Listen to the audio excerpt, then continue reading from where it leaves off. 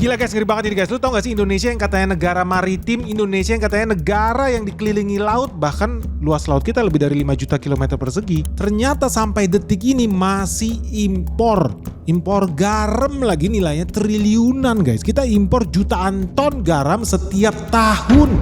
Miris ini guys. Karena apa? Lu tahu ya, panjang garis pantai kita ternyata nomor 2 terpanjang di dunia. Kita punya lebih dari 100.000 kilometer loh panjang garis pantai kita. Kok bisa-bisanya ya kita masih impor garam jutaan ton dari luar negeri? Ada masalah apa nih guys sebetulnya sama negara kita? Lu penasaran gak sih? Apakah ini artinya Indonesia udah gagal nih menjadi negara maritim? Atau jangan-jangan ada fakta, ada misteri yang selama ini ditutup-tutupin yang lu tidak ketahui? So kalau lu penasaran, kita buka-bukaan guys. Kita jujur aja deh bikin video ini. Karena gue kesel banget sih ngeliat negara kita kok bisa-bisanya sih impor garam kayak orang tolol. Padahal pantai kita banyak banget. Tunggu apa lagi guys? Yuk langsung kita bahas aja. And kalau lu penasaran, lu jangan skip video ini. Let's check this out. Jadi ya teman-teman, gue bikin video ini karena kemarin gue habis ngajar nih di salah satu kampus. Terus di situ banyak mahasiswa yang nyecer gue. Utamanya mereka nggak setuju ketika gue bilang Indonesia wajib jadi negara eksportir. Indonesia wajib bisa swasembada pangan. Indonesia wajib bisa swasembada energi. Indonesia wajib bisa hilirisasi. Karena kita wajib menjadi negara ekspor. Ternyata di situ ada salah satu mahasiswa sama dosen juga yang gak sepakat sama gue. Mereka bilang boro-boro Om Ben, negara kita tidak mungkin bisa menjadi negara eksportir.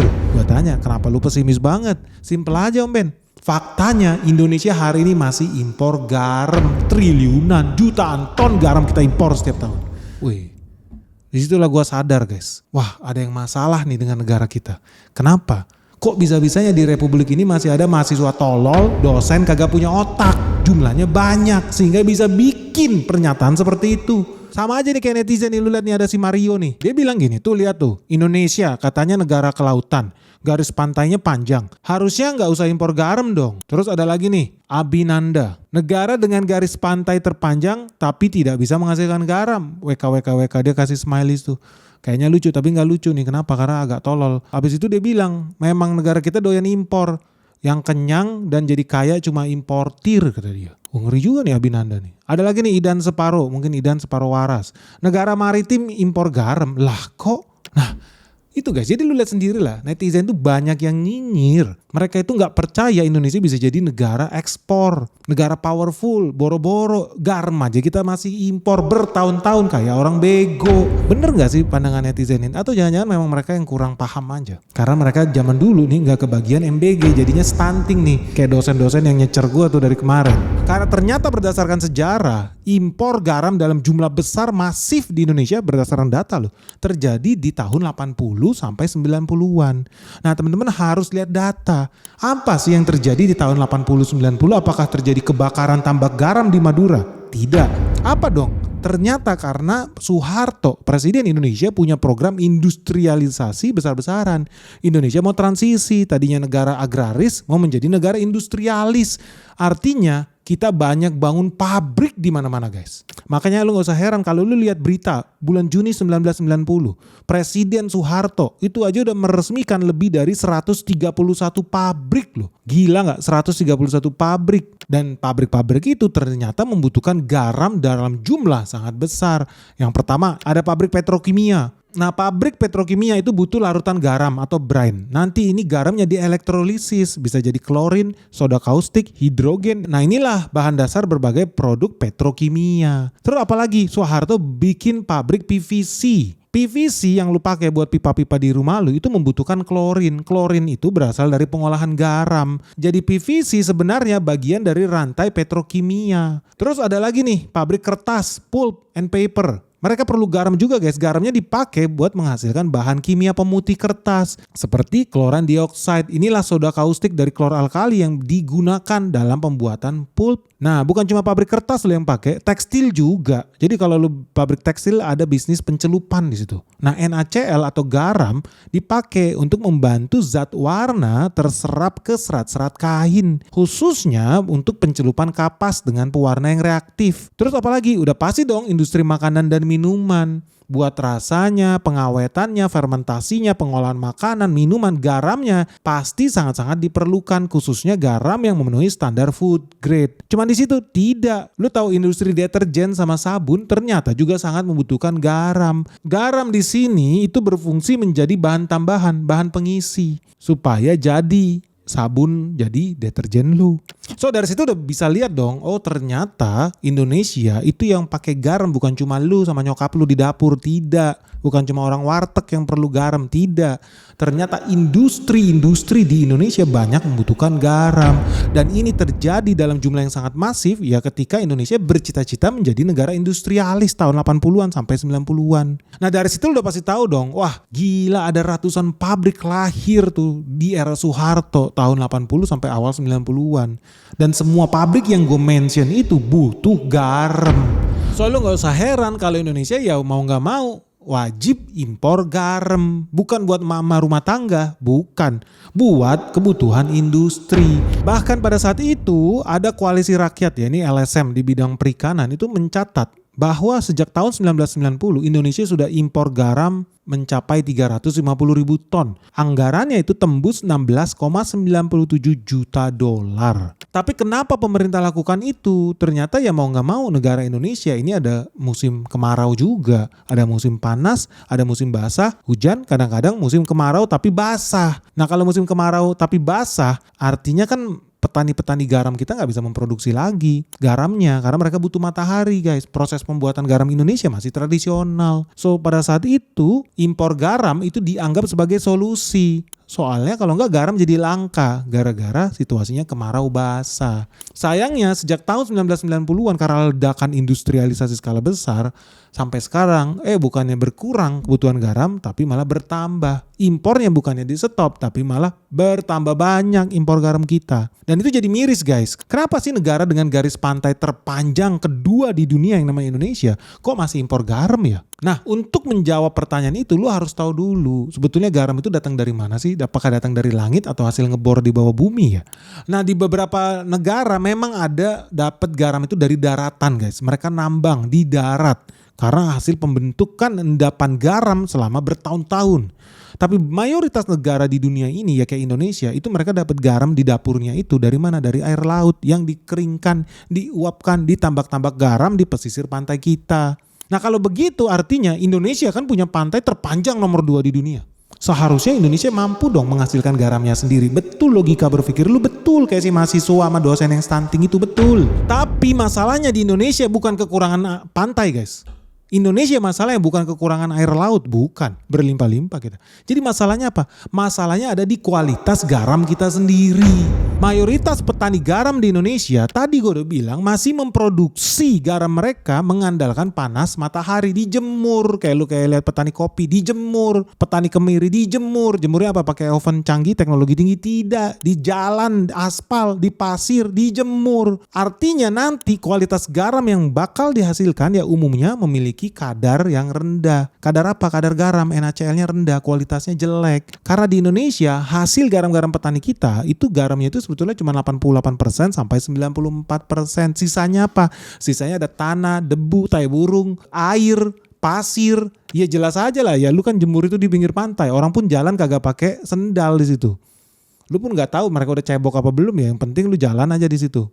Terus lu makan garamnya. Masalah nggak juga sih. Kan buktinya lu masih hidup kan hari ini. Yang jadi pertanyaan adalah artinya udah bisa bikin garam? Iya, tapi kualitas rendah.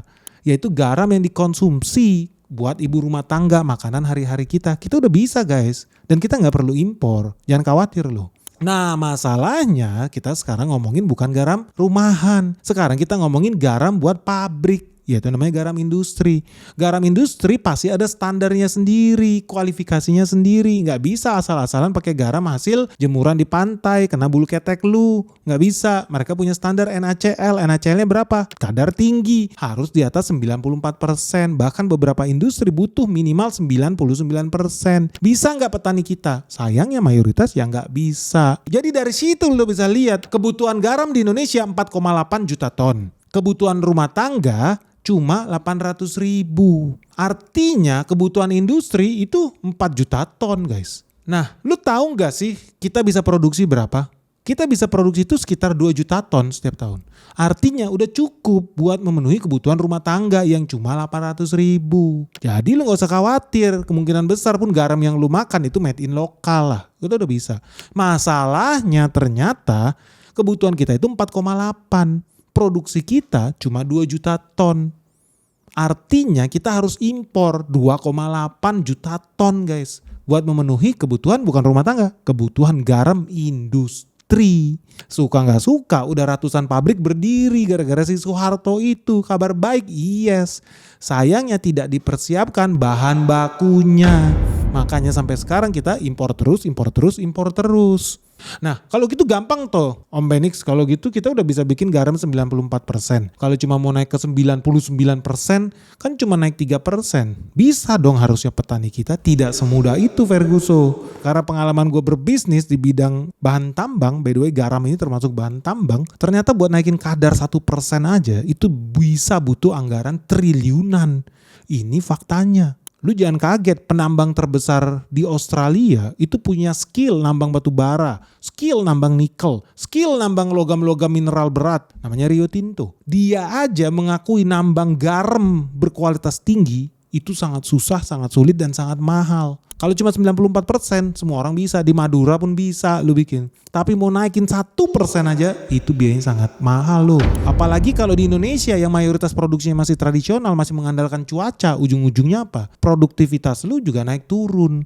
Begitu banyak awan, sinar matahari berkurang, penguapan sedikit, garam lu jadi makin lama produksinya. Makanya gak usah heran kayak kemarin lihat petani garam di Probolinggo teriak-teriak gagal panen. Kenapa? Karena hujan terus. Ya kalau hujan terus kapan bisa menguap air itu? Gak keluar-keluar nih garamnya. Di Cirebon juga sama nih detik nih. Cuacanya gak bersahabat, produksi garam rakyat di Cirebon lumpuh. Bukan cuma di Cirebon, di Jepara juga sama. Begitu hujan, produksi di Jepara, produksinya merosot tajam guys. Inilah realita di Indonesia.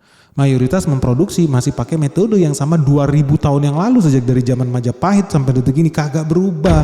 Tapi bukan artinya nggak bisa guys. Ya buktinya Australia pun bisa. Ya garam produksi dalam negeri itu sebetulnya juga bisa. Air lautnya juga sama lah yang di kita sama di Australia. Bumi ini kan bundar ya. Jadi air lautnya ya sama-sama aja. Masalahnya apa? Untuk naikin tingkat natrium klorida itu ya kita perlu industri pengolahan lagi. Hilirisasi lagi. Makanya nggak usah heran kalau kita sebetulnya masih kekurangan garam murni buat industri. So kayak kemarin gue lihat ada anggota DPR di Kazakhstan tuh marah-marah.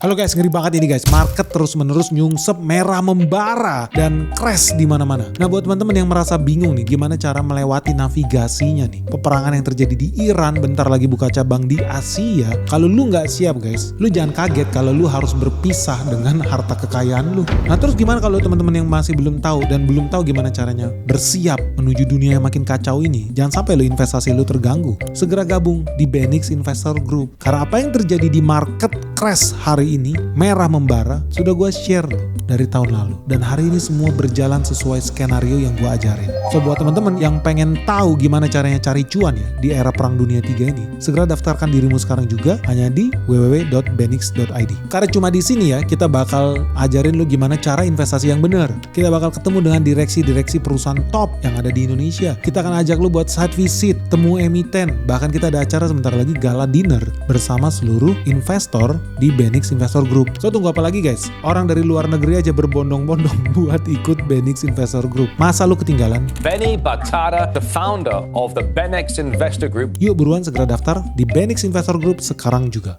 So kayak kemarin gue lihat ada anggota DPR di Kazakhstan tuh marah-marah. Kok Indonesia masih impor garam terus padahal stok di gudang garam kita masih banyak? Betul, garam kita di gudang pun masih banyak, percaya gue. Masalahnya itu udah sesuai dengan spek industri atau belum? Belum tentu.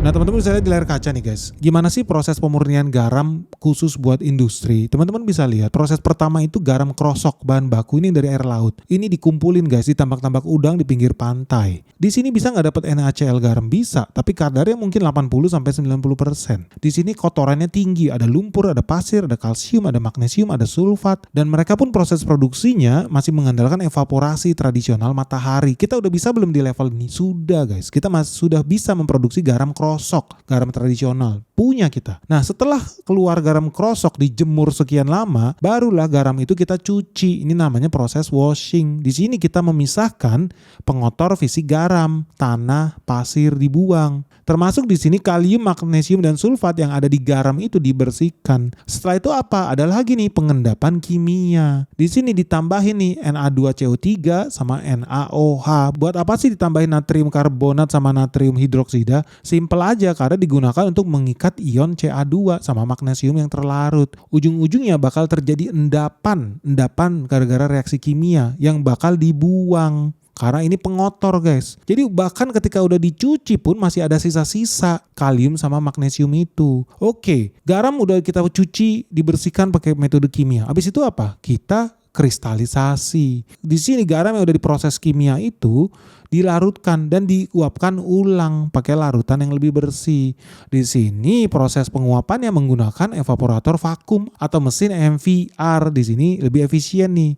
Barulah akan tercipta bentukan kristal NaCl yang murni, yang seragam. Nah dari sini baru lu bisa bilang kita bisa memproduksi garam industri yang kering. Di sini kandungan NaCl-nya udah naik menjadi 97 sampai 99%, artinya high purity salt, garam dengan kadar kemurnian tinggi. Di sini udah siap nih garam lu buat industri farmasi, industri pangan, makanan minuman. Karena lu dari level itu panjang banget tuh dari hulu sampai hilir, itulah yang namanya hilirisasi guys. Makanya kita perlu nggak nih dukung hilirisasi garam. Karena kalau tidak, ini suka nggak suka nih, mau nggak mau, ya harus impor garam dari mana? Dari Australia, India, Selandia Baru, Tiongkok, bahkan sampai Denmark kita juga impor garam guys. Bener gak guys kita impor garam? Ini gue ada data nih dari tahun 2022 sampai tahun 2024. Lu bisa lihat lah jumlah impor garam Indonesia dari satu negara deh, gak usah 55, satu negara, Australia doang. Tahun 2022 kita impor 1,9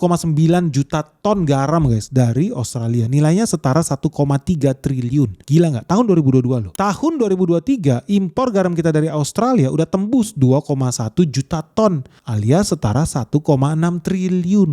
Gila ya, impor garam aja sampai triliunan. Apakah berhenti sampai di situ? Tentu tidak. Tahun 2024 impor garam kita dari Australia kembali tembus di atas 2 juta ton alias setara 1,5 triliun. Jadi dari sini gue mau bilang ya, dari satu negara aja yang namanya Australia, Indonesia itu konsisten impor garam nilainya triliunan loh. Ngeri nih barang. Nah pertanyaannya guys, kenapa sih kita bisa impor garam sebanyak itu ya dari negara kanguru Australia? Apakah di sana kanguru bisa punya skill memproduksi garam? Tentu tidak. Lu terus kalau begitu gara-gara apa ya? Jangan-jangan mereka punya pantai lebih besar dari Indonesia? Tidak juga guys. Apa dong? Oke, kita based on data aja. Ternyata berdasarkan data, jumlah tambak garam di Australia memang lebih banyak dibandingkan Indonesia. Di Indonesia jumlah tambak garam itu cuma sekitar 26.000 hektar. Sementara di Australia ada 35.600 hektar. Dari situ teman-teman udah bisa lihat, wah memang lebih banyak dong hektaran mereka dibanding kita. Kalau tonasenya gimana? Nah dari 26.000 hektar tambak garam di Indonesia, ternyata produksinya itu cuma sekitar 2,5 juta ton. Sementara di Australia bisa menghasilkan 12 juta ton guys setiap tahunnya. Nah dari sini ada yang aneh dong. Lu pasti udah merasa kok ada yang aneh ya. Indonesia punya 26.000 hektar bisa memproduksi 2,5 juta ton. Australia lahannya lebih besar sedikit lah, 35.600 hektar. Tapi produksinya kok bisa 12 juta ton. Artinya mereka lebih produktif loh dibanding kita. Karena kalau lu hitung ternyata di Indonesia produksi per hektar garam itu cuma 96 ton. Kita cuma bisa mampu memproduksi 96 ton garam per hektarnya. Sementara di Australia itu bisa memproduksi 337 ton per hektarnya. Alias mereka bisa memproduksi 3 kali lipat lebih banyak dibandingkan di Indonesia. Ngeri gak guys? Kok bisa ya? Apa yang mereka punya kita gak punya selain kanguru guys? Karena kalau dari situ lu bisa lihat mereka produktivitasnya 3 kali lipat lebih efisien dibanding Indonesia untuk hektaran yang sama. Artinya mereka berhasil menekan biaya produksi juga dong. Artinya harga garam di Australia harusnya lebih murah dong dibanding Indonesia. Jawabannya adalah iya.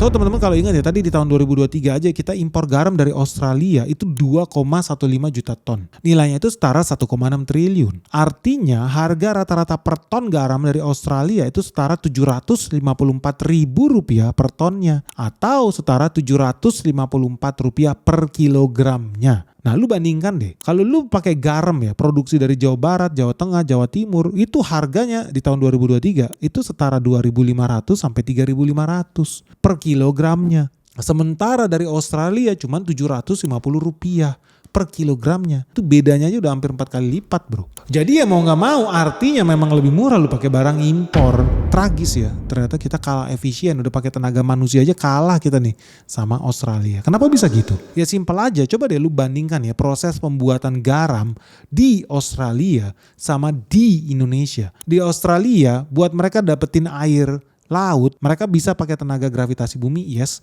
tapi rata-rata itu udah pakai pompa. Jadi mereka sedot tuh dari laut ke darat. Di darat kemudian di Australia digelar, dijemur, tapi kemudian mereka menggunakan mesin. Buat apa? Buat proses pengerukannya, buat proses penyulingannya. Mereka sudah lakukan mekanisasi sehingga mereka bisa menggunakan satu alat untuk mengelola lahan ribuan hektar.